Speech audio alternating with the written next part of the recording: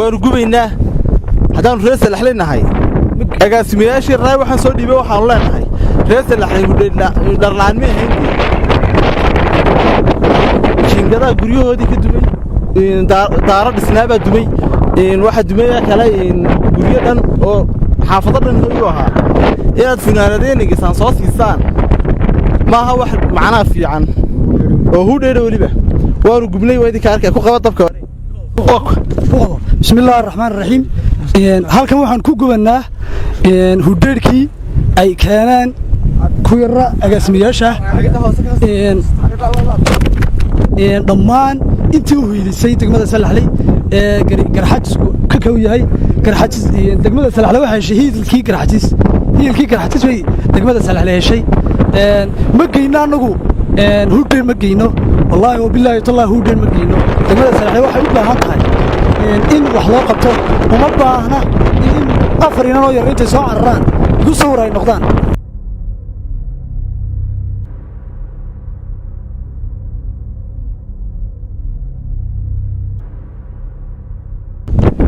bismillaahi raxmaani raxiim maanta waxaan gubaynaa ugu talagalay inay u noqoto tusaale cid kasta oo degmada Salaxley ula timaado waxaan u qalmin ayaan ugu talagalay maanta inay maanta halkaan gubaynaa oo tusaale u noqdo ummaddu waxaan u sheegaynaa inay degmada Salaxley isku filan tahay isku tashatay dad iyo dal jira ay tahay oo ay ummad leedahay u hiilin karta waxna tari karta waxaan aad iyo aad ugu mahadnaqayaa beelweynta garxajis oo runtii iskarab taagay degmada Salaxley isla markaana buuxiyay kaalintii cid kasta ay uga baahan lahaayeen oo dawladdu ay number 1 ka tahay dawladda haba yaraato ay uga baahan yihiin maanta ma jirto waayo sababtoo ah intii ay dhammaan shidaalkii ku soo baxay inta gaariga ay wateen inta xubnooda meesha maraysay iyo waxa ay sideen runtii wax isu qalma ma yahayn oo shir lala yimaado cunto uma baahnaan maanta dadku waxqabad bay u baahnaayeen diil iyo hoob bay u baahnaayeen inta hadday dawladda ka waayeen waxaan leenahay wasalaamu calaykum waraxmatullaahi wabarakaatu halkan waxaa ka dhacay wax ilaahay keenay baa ka dhacay halkan duufaan baa ka dhacay waa wax dabiici ah meelo badanoo horena wuuga dhacay halkanna hore wuuga dhacay markaa haddii uu ka dhacay markii hore dad baa ku dhintay laakiin maanta alxamdulilaah duunyo mooyaane wax dada kumay dhiman waa wax ilaahay lagu mahadiya taas dawladda jumhuuriyadda somalilan berigii hore way noo timid iyagoo dadkaasi dhintay wax taakulaana kamaanaan arag maantana way noo timid dhowr buntadooda hudheedha baa la sheegayaa wixii dawladdu ay keentay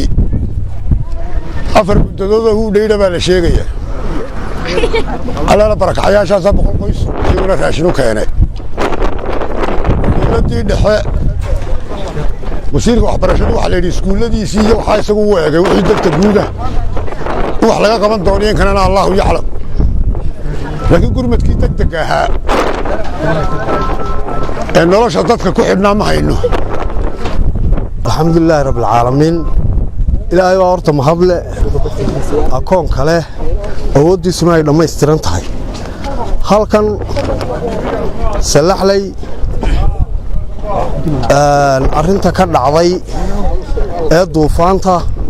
alxamdulilaahi rabbilcaalamiin horta dad wax kuma noqon mushkiladda kale ee guryo leh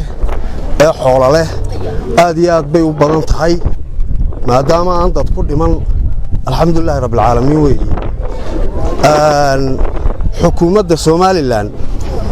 way noo yimaadeen wasiirra ku-xigeen iyo wasiirraba way yimaadeen runtii roolkii ay ku lahaayeen arrintan inay wax ka qabtaan wax alla waxay ka tareen iyo wax alla waxay ka qabteen midna ma jirin waa nasiib darro dawladdu iyadaa dadka ka mas-uula mushkiladda iyo arrinta dhacday dareenka ummadda inay la qaybsataabaa muhiima mayse dhicintaasi duufaantu way xoog badnaayeen degmada kan iyo daabiyadaheedaba way mareen khasaare naf xoolo dadun baana aan ku waxyeeloobin markay arrintu saa tahay maamulka halkan ka jira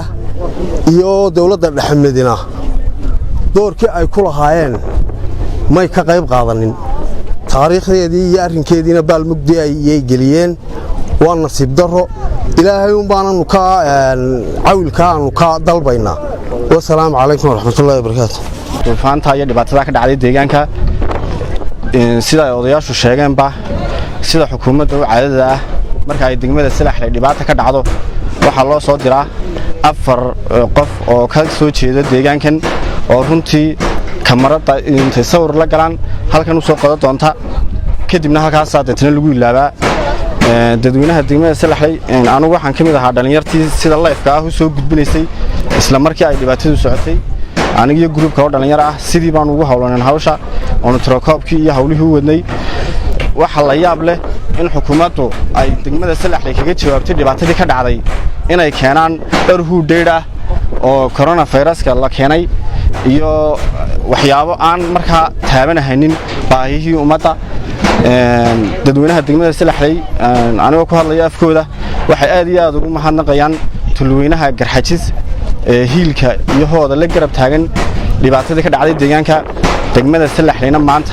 waxa alla waxay xukuumadda uga baahan tahay ma jirto dawladda Soomaaliland waxay ka bixisay jawaab aan ahayn jawaabtii ay reer Salaxley sugayeen reer Salaxley guriga kama gubanin sida Australia oo kale waxa helay dabayl baheed ka qaaday jingadaha ninka bundad hudheera loo keenay iyo bacihii buulasha ah de gurigiisa saari maayo saad aragteen wali waa kuwa guriga duusan sandaqadii duusan alxamdulillah wixii dhisan karay guriyahooda way dhisteen maanta ma dul banaana laakiin musabbixi iyo dawladdiisa waxaan leenahay Salaxley uma fadhiyin in loo keeno hudheer iyo bundad hudheer iyo in loo keeno baco kuwii buulasha la saarayay masiibada dhacday waxa ay masiibada guriyihii heshay barakacayaal reer Salaxley ma ahayn intii barakaceen de umay baahnayn in dharka iyo waxa soo walba dharkiisii bistayaashiisii buu haystaa ka qoyayna maanta aan joogno de way u qalaleen nimanka deegaan ahaan ka soo jeeda Salaxley la soo diraa ma aha niman macna Salaxley degan ma aha niman nala baahiya niman nala dareena waa niman ka soo toosa oo guriyahoodu yihiin Maxamuud Haybe iyo Maxamed Mooge in Maxamed Mooge iyo Maxamuud Haybe ka soo toosaya Salaxley ma matali karo sawir buu ku galay isagoo damaashaada weligiiba Salaxley aragoo Salaxley la yaabano dalxiis ku jira ayuu noo yimaada kadib markuu noqdana nama wax xasuustaba mid kalena waxaan u dirayaa anigu Mahdi Maxamed Guuleed ra'iisul wasaaraha Soomaaliya waxaan leeyahay ra'iisul wasaare dhibaatadii hore galbeedka ka dhacday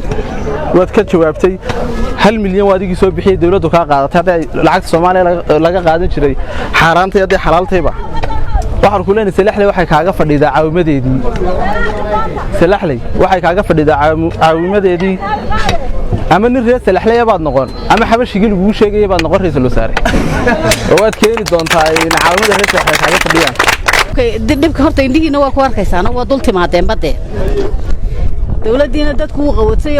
waxay u tarayaan oo buura ma arkaysaan raashin dad qof aqalkii ka dubay raashin waxba uma tarayo qof aqalkiisiiba waayay raashin wax u taray waxba uma tarayo raashin waxa ka horeeya baydkii la galay baa ka horeeya